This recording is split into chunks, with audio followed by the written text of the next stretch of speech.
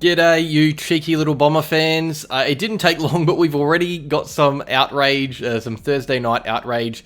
I feel like the reaction to team selections are sometimes more extreme than the reactions after a loss. We obviously did have to make a couple of changes after that loss to Hawthorn, some big injuries from that, but many have issues with the changes that were made. So I'm going to go through that and give my thoughts. Oh, and also, a debutant, how could I forget? Tom Edwards making his debut for the club this week, which is great. I think this must be the first time under Scott that we've had two debutants in 2 weeks. So there are plenty that didn't think Scott would play the kids, but he's been going and proving them wrong. I guess Edwards isn't a kid, but yeah, still youngest team last week. We got younger this week. Wouldn't be surprised if we're still the youngest. Let's get right into it. Also, it's 3/4 time in the Carlton and Hawthorn game while I'm recording this, and I'm going to leave a prediction just because I'm going to say Hawthorn win.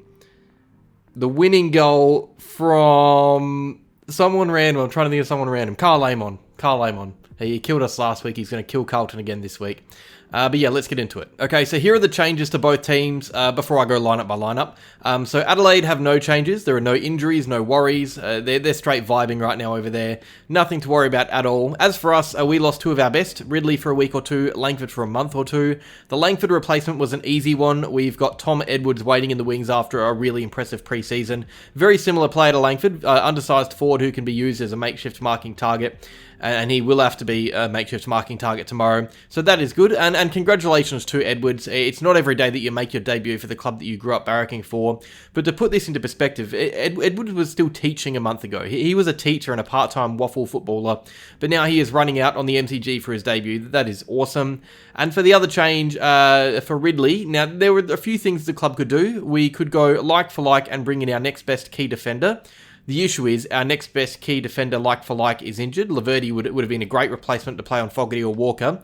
Very similar size, but he is injured. So we then had to decide whether we bring in Lewis Hayes as a third tall, a very tall third tall, or trust Redmond or Pryor to play taller than they are.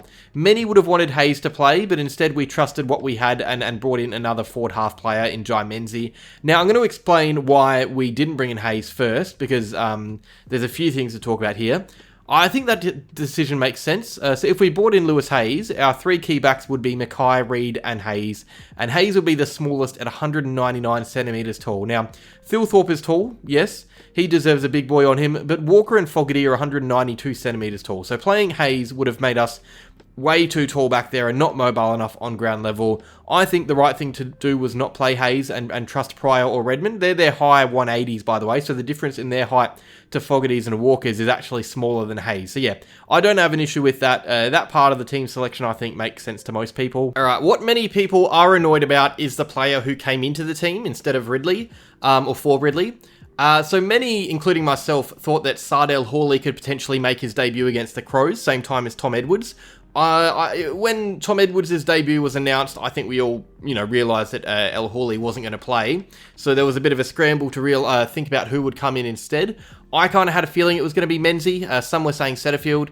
But yeah, instead of El Hawley, Scott and his gang picked Jai Menzies, which honestly, I don't hate as much as others. I think there were reasons for El Hawley, obviously. I think there were reasons for Menzies too. And in the end, maybe the reasons for Menzies to come in just outweigh the reasons for El Hawley. Now, I will say, I thought Sard's speed would have been great on an open MCG. He could have been a really good sub, or he would last a game because he's got a good tank. I think that he's got really good strengths that could, be a big weakness against the Crows. But as we saw in the practice match, and I said it back then, that there was work he needed to do on his positioning before he played. Menzies, however, has played before. He's played some good AFL footy, and before you type off in the comments, that is a fact. He has played some good footy in his career. He was one of the more improved players of 2023. Think back to then. I think the reasons for Menzies are one, we are so inexperienced as it is, so young and inexperienced, and adding two debutants would have all but ensured we have a shaky and immature team. Now, Menzies isn't exactly a fix for that, he's shaky himself, but I do think that Menzies will at least come out and not have those first game jitters early. But more importantly, I think this is the thing that we've got to talk about more, is that Menzies is in better form than El Hawley right now. He's been impressing in match practice for the VFL side. El Hawley's been good, but he hasn't been great. And for me, I would much rather a player make their debut off the back of great form, not good form.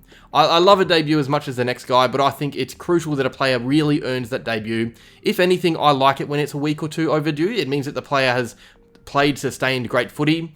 If El Hawley was to have played, it would have been off the back of decent form. And for me, that is a good way to teach a player how to be complacent. He would be thinking, epic, I can play okay footy and get a game with this team now.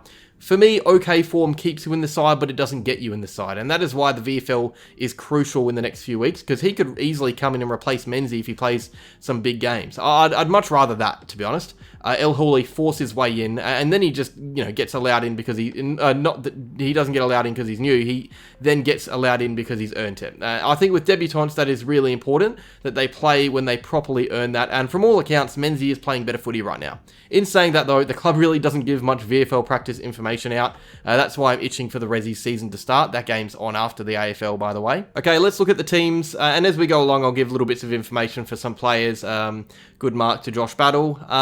Adelaide first for attention, Josh Worrell. By the way, really underrated player. He gives me Ridley vibes. He's a really good third tall. Mark Keane, solid defender. Rory Laird in defence. Wayne Miller. Nick Murray is another great defender. Mitch Hinge. Yeah, you've got all these underrated players. Hinge is another one. And Cummings coming on the wing. Scholl. Dawson in the guts. Arguably the most important player on the field, Jordan Dawson. Sicily having a set shot. Everything's going on. You got Ben Keys on a flank. I'm trying to do these and watch the footy. Their best and fairest winner. You've got Isaac Rankin on the other flank, very dangerous. Alex Neil-Bullen on ground level, and the three-pronged attack of Thilthorpe, Walker, and Fogarty. The big one in that is Thilthorpe. He looks ominous after that layoff last year. And then you've got O'Brien, Saligo, and Crouch in the guts. And the bench, you've got Sid Draper, I love him, great young talent. Josh Rochelle killed us last year. There's a goal for the Hawks. Sicily, that's probably the game done. Where was I? James Peatling, Max Michaelaney, Dan Curtin. Now, I reckon the sub out of those is between the two young ones, Draper and Curtin. Draper was the sub last week, but he was awesome when he came on, and Curtin was a bit quiet.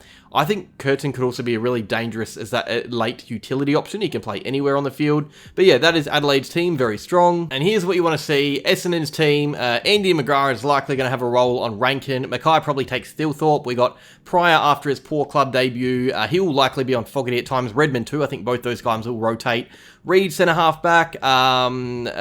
Nick Martin is listed as a half-back, but I doubt that's the case. I think Shield will be that guy again for another week. Hope at least. On the wings, we have Dersma and Roberts. I think Dersma would have either of Cumming or Scholl covered. The issue is Roberts. I think Roberts on Scholl would be a good contest. Caldwell in the centre after a career best game. Up forward, we've got Gresham, who will not be the sub again. I am manifesting that, surely not. Caddy, Perkins, Jones listed as a forward. He'll play some wing too. Draper, Kako. Now, there was a tiny bit of doubt with Kako going in. He had scans on his calf, but he's all good. Then you got Brian in the ruck, Durham and Merritt. I do hope Durham plays more midfield minutes this week. And on the bench, who have we got? I think this is where we choose our sub, by the way, from these five. You got Sartas. I don't think he'll be the sub. Hobbs, maybe. Big maybe is the sub there. Dylan Shield will line up off halfback again. And Jai Menzies, this is my predicted sub. I think he'll fill in for what Gresham did last week. I really liked what Gresham gave us late. He was a great sub. Hopefully Menzies can channel that. And last but not least, we've got our debutant, Tom Edwards. So yeah, that is our team. We were the youngest in the comp last week. We've got an even younger this week. Big game, big test. On paper, I'm giving it to the Crows, but you never know. Anything can happen. That is that. Quick little team update and discussion. There's a bit to talk about. Menzies coming in had plenty surprised. I don't hate it as much as you guys. I think it makes sense somewhat, but also it's a big sign to how poor our depth is if we don't have a like for Ridley and we have to bring in Menzies. But yeah, that is that. Go well, Jai. Go well, Tom. Prove the doubters wrong. Let's get the dub. Cheers for watching. Like, subscribe, and go Bombers.